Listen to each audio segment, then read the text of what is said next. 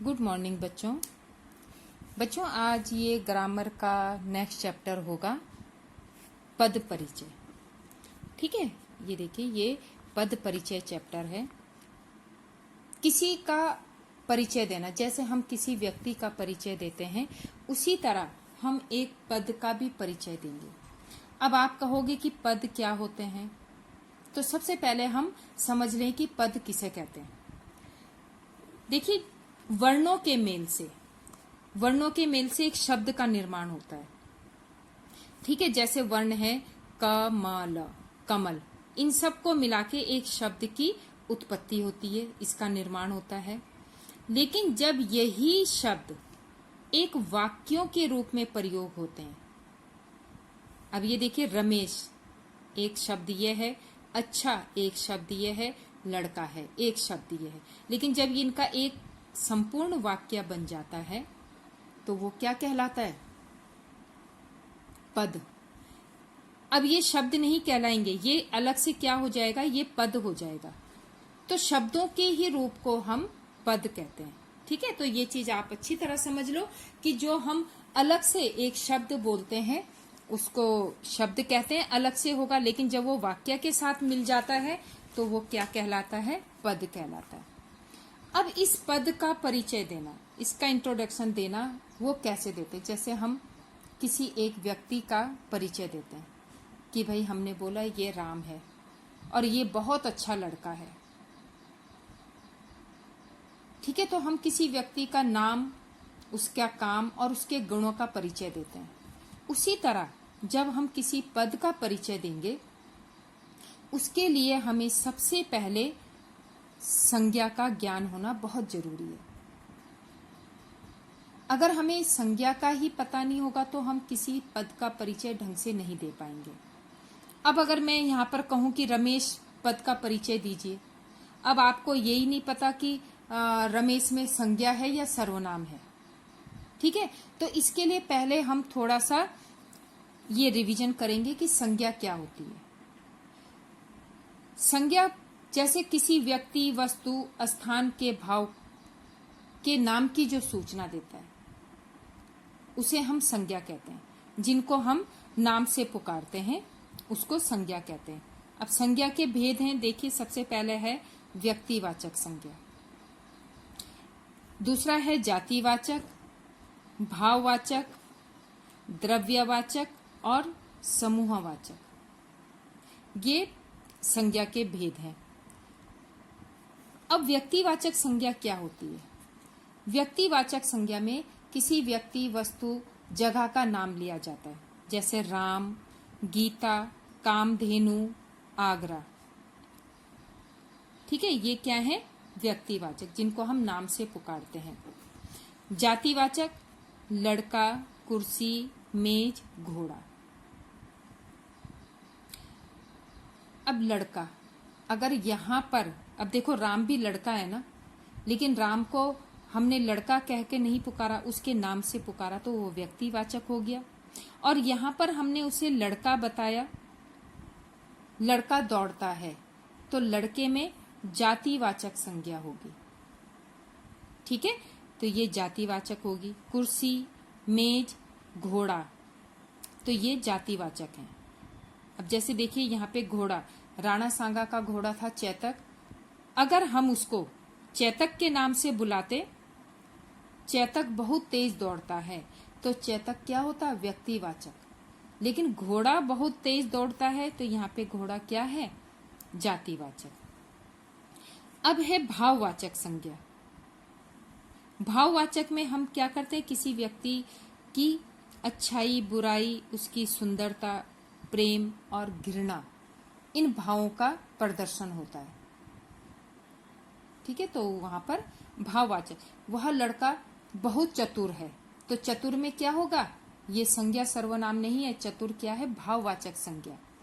रमेश बहुत होशियार है, तो होशियार उसका गुण बताया जा रहा है, तो यहाँ पर भाववाचक संज्ञा होगी। द्रव्यवाचक लोहा, सोना, चांदी, लकड़ी, चाय, दूध आदि, ये सब द्रव्यवाचक, जो लिक्विड होते हैं वो द्रव्यवाचक होते हैं। अब है आपका समूहवाचक। ठीक है, समूहवाचक में एक ग्रुप के बारे में बताया जाता है। ग्रुप क्या है? जैसे आपकी कक्षा, कक्षा एक ग्रुप में होती है, सेना ग्रुप में होती है, पुलिस एक ग्रुप है, कोई सभा है। तो ये सब क्या होते हैं? समूह के अंतर्गत आते हैं, तो इसमें समूहवाचक संज्ञा होगी। अब दूसरा जो हमने ध्यान रखना है वो है कारक।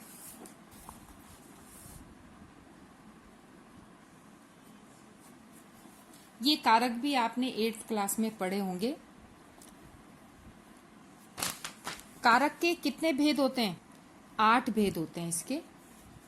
सबसे पहला है कर्ता, कर्म, करण, संप्रदान, अपादान, संबंध, अधिकरण,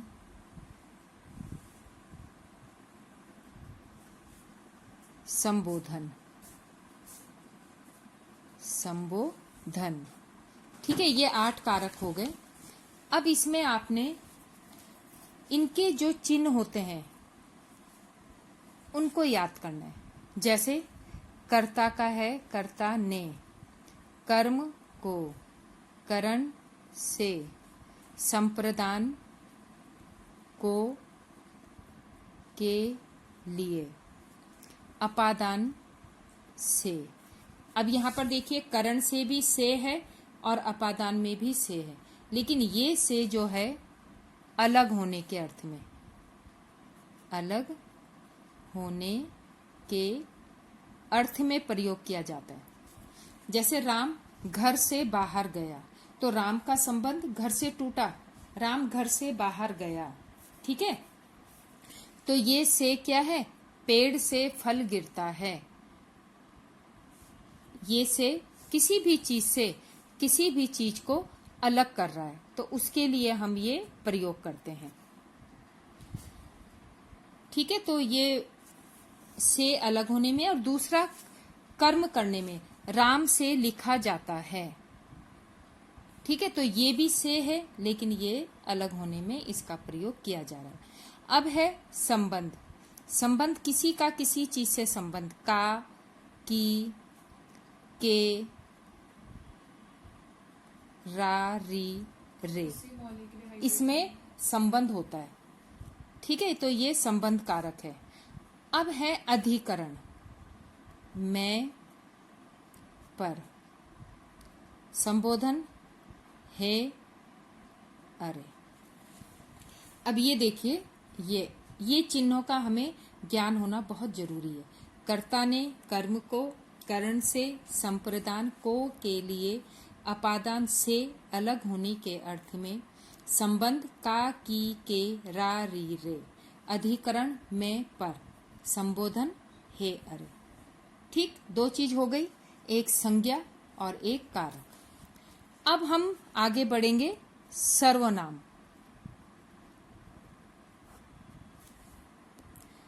अब सबसे पहले हम सर्वनाम की परिभाषा समझ लें। सर्वनाम क्या होते हैं? जो संज्ञा के स्थान पर प्रयोग किए जाते हैं। राम घर जाता है, राम संज्ञा है, लेकिन इसकी जगह अगर हम बोलें वह घर जाता है, तो वह क्या हो जाएगा? सर्वनाम। तो इसकी परिभाषा सिंपल सी है, संज्ञा के स्थान पर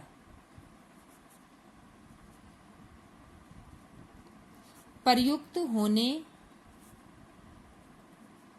वाले शब्द सर्वनाम, सर्वनाम कहलाते हैं। ठीक है, अब सर्वनाम के भेद देख लीजिए। इसके भेद हैं, सबसे पहला है पुरुषवाचक सर्वनाम।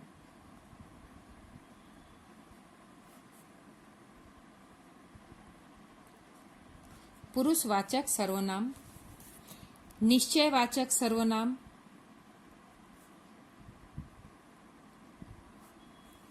अनिश्चयवाचक सर्वनाम,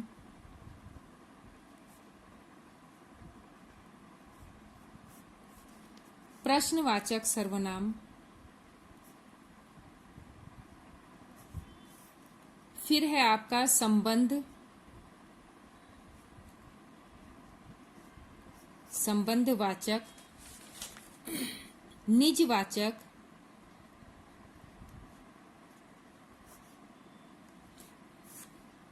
ये सर्वनाम के भेद हैं। अब आपने सबसे पहला है पुरुषवाचक सर्वनाम। पुरुषवाचक के भी 3 भेद होते हैं। सबसे पहला है उत्तम पुरुष, मध्यम पुरुष और अन्य पुरुष। उत्तम पुरुष की पहचान क्या होती है? जहां पर मैं, हम, ये उत्तम पुरुष होता है। तुम या आप, ये मध्यम पुरुष होता है। वह या वे, ये अन्य पुरुष होता है। ठीक है। वह गाना गाता है, तो अब आप बोलोगे वह में क्या है? पुरुषवाचक सर्वनाम है, लेकिन कौन सा पुरुष है? अन्य पुरुष। तो ये भी आपको लिखना इसमें जरूरी है। मैं घर जा रहा हूं, तो मैं उत्तम पुरुष हूं। ठीक है। तुम कल कहां गए थे, तो ये तुम आ रहा है, तो इसमें आपको बहुत आसानी से पता लग जाएगा कि इसमें मध्यम पुरुष है। अब है आपका निश्चयवाचक। निश्चयवाचक सर्वनाम जिस चीज का आपको पूरी अच्छी तरह से पता हो। जैसे वह कलम मेरी है, वह कलम मेरी है। इसका तुम्हें निश्चय है, पूरा अच्छी तरह पता है, तो यहां पर निश्चयवाचक सर्वनाम होगा। अब है अनिश्चयवाचक, जिस चीज का हमें पता ना हो। बाहर कोई खड़ा है। ठीक है। अब हमें नहीं पता कि बाहर कौन खड़ा है, इसलिए यहां पर अनिश्चयवाचक सर्वनाम होगा। अब है प्रश्नवाचक। बाहर कौन आया है, यह है क्वेश्चन मार्क, तो प्रश्नवाचक। बहुत आसानी से पता लग रहा है, यहां पर प्रश्न पूछा जा रहा है। वह कुर्सी, अब है संबंध। वह कुर्सी टूट गई जो दादाजी की थी। अब यहां पे कुर्सी का संबंध किससे है? दादाजी से, तो यहां पर संबंधवाचक होगा। और निजवाचक जो हम स्वयं के लिए कहते हैं, वह अपने आप चला जाएगा। ठीक है। तो ये निजवाचक हुआ कि वह अपने आप चला जाएगा। तो बच्चों, हमें इन चीजों का ज्ञान होना सबसे पहले जरूरी है, तभी हम किसी भी पद का परिचय दे पाएंगे। तो नेक्स्ट हमने याद रखना है वो है क्रिया। क्रिया भी कितने प्रकार की होती हैं? 2 प्रकार की। एक सकर्मक क्रिया, नंबर 2 अकर्मक क्रिया। सकर्मक जिसमें कर्म किया जाता है वो सकर्मक क्रिया होती है, और जो जिसमें कर्म नहीं होता वह अकर्मक क्रिया होती है। तो इस चीज का भी हमें ध्यान देना है। दूसरा है वाच्य। वाच्य की पहचान हमें होनी चाहिए। कर्मवाच्य,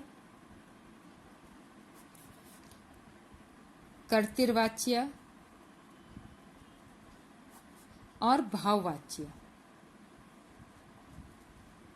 इन सब का प्रयोग पद परिचय में होगा। ठीक है। इसके बाद लिंग कितने प्रकार के होते हैं? 2। स्त्रीलिंग और पुल्लिंग। वचन, एक वचन और बहुवचन। बच्चों संस्कृत में जो है 3 प्रकार के वचन होते हैं, एक वचन, द्विवचन और बहुवचन। लेकिन हिंदी में सिर्फ 2 प्रकार के वचन पाए जाते हैं, एक वचन और बहुवचन। काल, भूतकाल, वर्तमान काल और भविष्य काल, 3 प्रकार के काल हैं। अब है विशेषण। किसी का भी कुछ हम जो बताते हैं उसकी विशेषता, किसी के कार्य की विशेषता बताना विशेषण। इसमें है गुणवाचक विशेषण, परिमाणवाचक,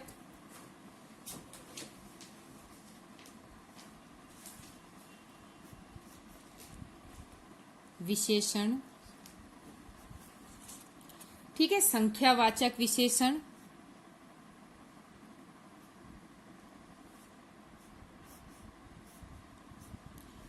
और सांकेतिक या सार्वनामिक विशेषण।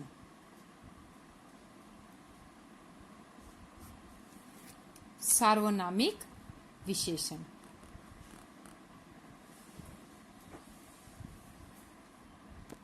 तो बच्चों इस तरह से पहले हमें इन चीजों को याद करना है, संज्ञा, सर्वनाम, क्रिया, विशेषण, लिंग, वचन, वाच्य, काल, और तब इसके बाद हम आगे पद का परिचय देंगे। तो इसके लिए अब हम जो हमारी नेक्स्ट क्लास होगी उसमें हम पद परिचय करेंगे। तो आपको ये अच्छी तरह से समझना है, याद करना है, तभी आप आसानी से किसी भी पद का बहुत अच्छे से आप उसका परिचय दे पाओगे। Thank you.